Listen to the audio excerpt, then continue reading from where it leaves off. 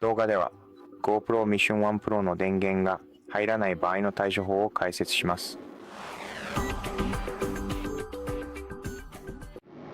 通常 GoPro カメラは左側面にある電源ボタンを使ってオンとオフを切り替えます。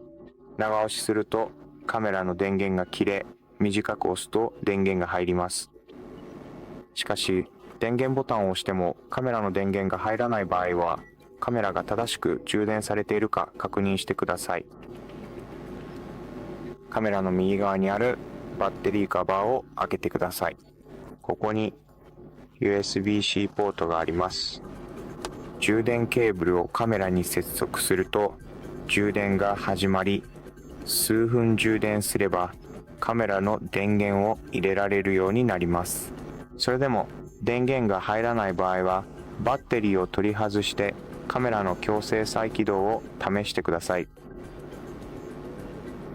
このベルトを引くだけです。ご安心ください。カメラやバッテリーを傷つけることはありません。慎重に外側に引き出してください。そしてこのようにバッテリーを入れ直します。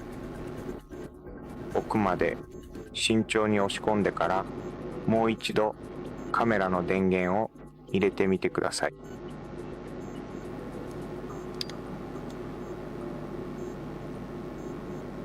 それでも電源が入らない場合は、新しいバッテリーに交換してみてください。以上です。ご視聴ありがとうございました。参考になったらチャンネル登録、高評価、コメントをお願いします。また次の動画で。